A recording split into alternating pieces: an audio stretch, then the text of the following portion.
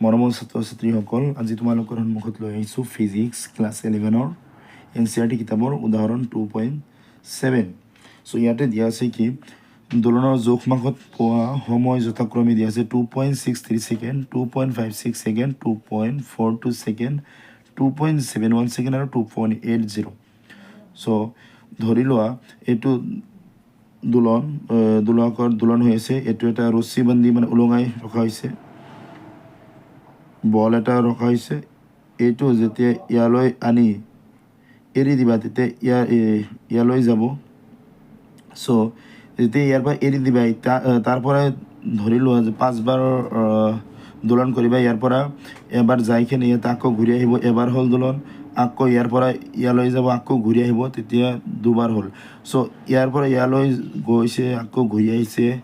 এইখিনি যোৱা মানে আপ ডাউনত কিমানখিনি সময় গৈছে, কিমানখিনি ছেকেণ্ড হৈছে, সেইখিনি ইয়াতে লিখা আছে, অৰ্থাৎ দিয়া আছে। আল্টিমেটলি তোমালোকে বুজি পাইছা। যদি নুবুজা তেতিয়াহ'লে মোৰ স্ক্ৰীণত চোৱা কেনেকৈ দোলন হৈ আছে।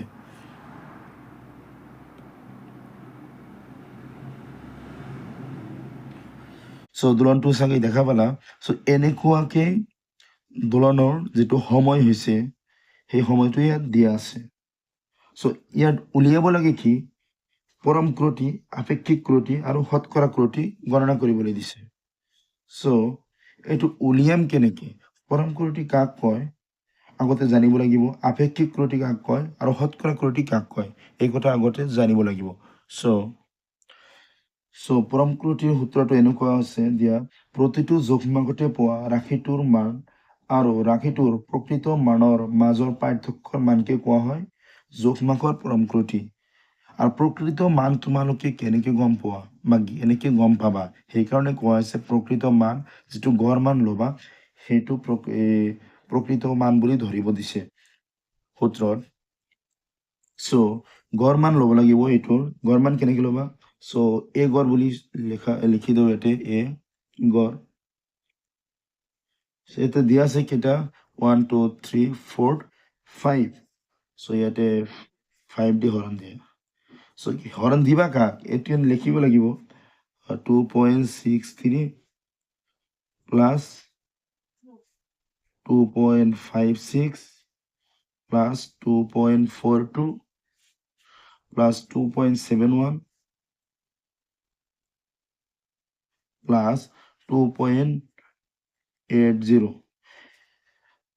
মানে 5টা সময় আমি পাইছোঁ, দিয়া আছে পৰ্যায়ক্ৰমে। 5টা আমি যোগ কৰি কিনে 5এৰে হৰণ দিলে আমি গড় মান পাই যাম। ইয়াৰ পৰম ক্ৰটি উলিওৱাৰ আগতে গড় মান উলিয়াব লাগিব, অৰ্থাৎ প্ৰকৃত মান, যিটো সূত্ৰ ফৰ্মুলা আমি পঢ়িলোঁ ফাৰ্ষ্টত, সেই ফৰ্মুলা হিচাপত প্ৰকৃত মান যিটো সেইটো গড় মান হিচাপে ধৰিব দিছে। এইখিনি কৰিলে কিমান পাম ওপৰত, 13.12 ছেকেণ্ড, 5 2.62 ছেকেণ্ড প্ৰায়, এইটো পাম চাগে, তোমালোকে কৰি চাবা। পৰম ক্ৰটি কেনেকৈ উলিয়াম এতিয়া, পৰম ক্ৰটি পাৰ্থক্য, কোনটো পাৰ্থক্য, প্ৰকৃত মান আৰু প্ৰতিটো ৰাশিতে জোখমাখ পোৱা মানৰ মাজত পাৰ্থক্য আমি উলিয়াব লাগিব। পৰম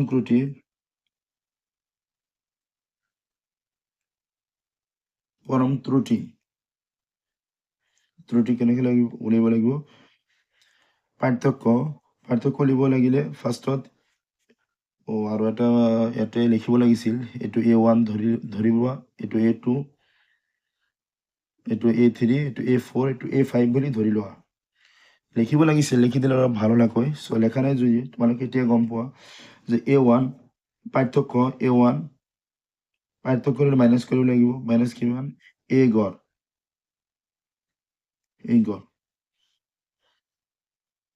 আৰু এইটো হ'ব A2 মাইনাছ A গড়, যিমান হয় A3 মাইনাছ A গড়, A4 মাইনাছ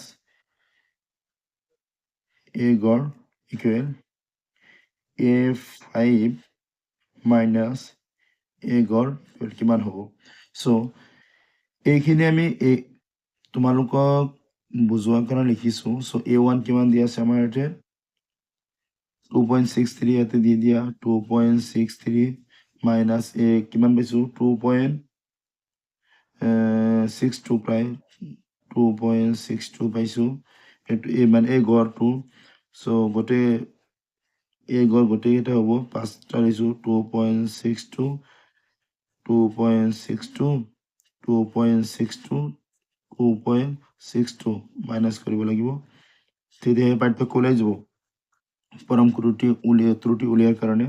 আৰু A2 কিমান পাইছোঁ 2.56 দিয়া আছে। A3 কিমান 2.42 A4 2.71 আৰু A5 2.80। চ' ইয়াতে কিমান পাম 0.01 আৰু ইয়াতে কিমান পাম 0.06, ইয়াতে কিমান পাম 0.20, ইয়াতে 0.09, ইয়াতে মাইনাছ কৰিলে 0.18 এইখিনি পাই যাম। চ' এইটো গড় মান উলিয়াইছোঁ। পৰম ত্ৰুটিটো এনেকুৱা হ'ব। নেক্সট পেজত এইটো কৰি দিওঁ ইয়াতে ডেল এ গড় মানে ইৰৰ এই আটাইকেইটা 5টা যোগ কৰা, 5টা যোগ কৰি কিনে 5ৰে হৰণ দিব লাগিব। আকৌ যোগ কৰি দিয়া 0.01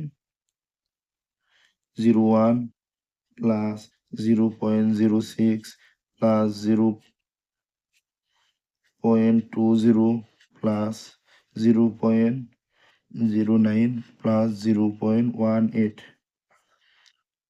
ডিভাইড কৰি দিয়াৰ পিছত কেনেকুৱা হ'ব, ওপৰত যোগ কৰিলে 0.54/5। চ' এইটো হ'ব 0.108। 8টো ডাঙৰ, ইফালে আনি 5তকৈ ডাঙৰ ইয়াতে আনিলে 0ৰ ক্ষেত্ৰত 1 হ'ব। চ' প্ৰায় 0.11 ছেকেণ্ড হৈছে। এইটো হৈছে পৰম ত্ৰুটি। চ' ইয়াৰ পিছত আমি উলিয়াব দিছে কি পৰম ত্ৰুটি, তাৰপিছত উলিয়াব দিছে আপেক্ষিক ত্ৰুটি,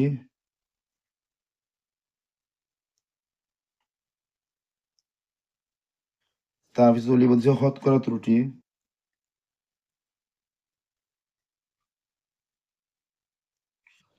আমাক উলিয়াব দিছে। চ' আমি পৰম ত্ৰুটি উলিয়াইছোঁ, এতিয়া আপেক্ষিক ত্ৰুটি উলিয়াম। চ' নেক্সট পেজত জনাই আছোঁ। চ' আপেক্ষিক ত্ৰুটিটো এনেকুৱা হ'ব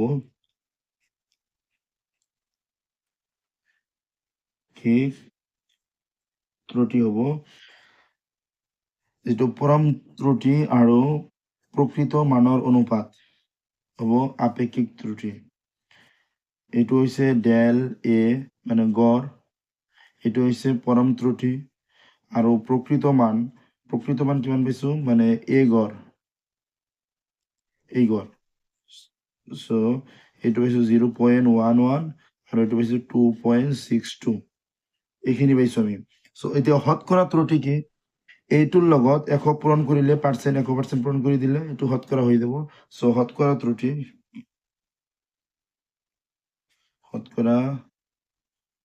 ত্ৰুটি উলিয়াব দিছে হ'ব ইয়াতে 0.11 2.62 ইনটু 100% পূৰণ কৰি দিয়াৰ লগে লগে হৈ যাব 11 2.62 ডিভাইড কৰি দিয়াৰ লগে লগে প্ৰায় 4.2% হৈ যাব, প্ৰায় মানে 4.19 চামথিং কিবা হয়। চ' 4.2 হৈ যাব প্ৰায়।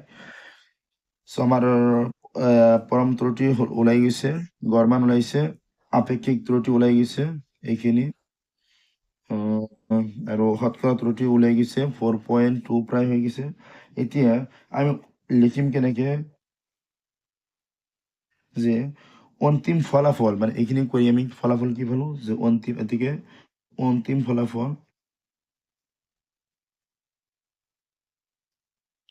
অন্তিম ফলাফল যিহেতু পৰ্যায়কাল সময়ৰ কথা হৈছে টি দিছোঁ, এই গড় প্ৰকৃত মান যিটো এ গড় সেইটো হৈছে প্ৰকৃত মান আৰু লগত যিটো ডেল্টা এ গড় মানে ডেল্টা এ গড় মানে কি বুজাইছে পৰম ত্ৰুটি এ গড় মানে প্ৰকৃত মান আমি কিমান পাইছোঁ 2.62 প্লাছ মাইনাছ আৰু এই পৰম ত্ৰুটিটো পাইছোঁ 0.11 চ' এইটো ছেকেণ্ড